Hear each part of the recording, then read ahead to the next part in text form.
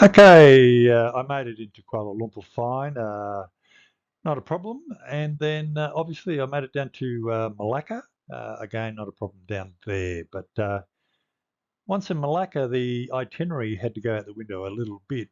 Um, on my way over on the flight, I noticed a Facebook post saying that this section from Kuala Lumpur to Johor Bahru, there was a new service had been electrifying this section from Gamas to Johor Bahru for some time, and there was no confirmed date of its opening. But I read on Facebook it had opened to much fanfare, and I thought, great, I will buy a ticket and do that trip on my journey south.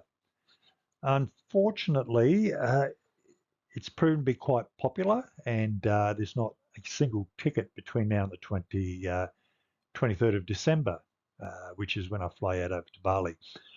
So I had to pivot a bit. There was no point me heading down here without being able to ride the train. I wasn't happy to catch a bus or anything. So basically pivoted to head up here to Ipoh, which is about a 2 hour trip north of Kuala Lumpur on a fairly fast train.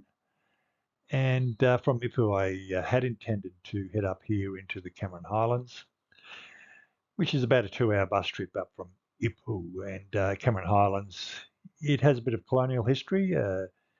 In colonial times, a lot of the expats would go up here into the Cameron Highlands to escape the heat and the humidity of the coast. So quite a bit of the architecture up there is from the colonial times.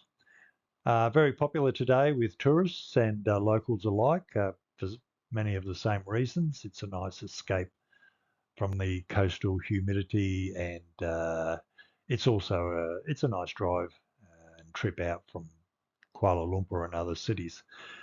Unfortunately, for the whole time I've been here in Ipoh, it's been rainy, overcast, and torrential downpours. So I was speaking to a gentleman this morning, and he said a lot of rain, landslides, and flooding up there. So I've decided to stay down in Ipoh for another couple of days before heading back to Kuala Lumpur.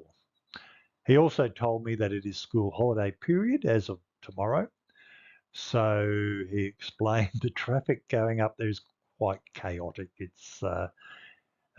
told me, it can take up to 1 hour to travel a kilometre.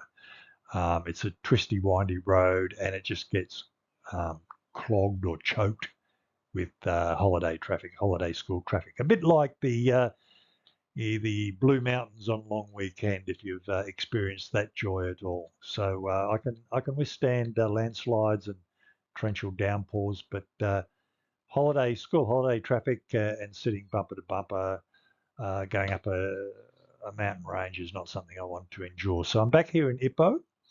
I managed to get a bit of photography. I'll put that on in a second. A couple of slides I've taken up here. But from Ipoh, I'll head back down to Kuala Lumpur on the 22nd, spend the night there, and then head out to the airport and over to Bali on the 23rd.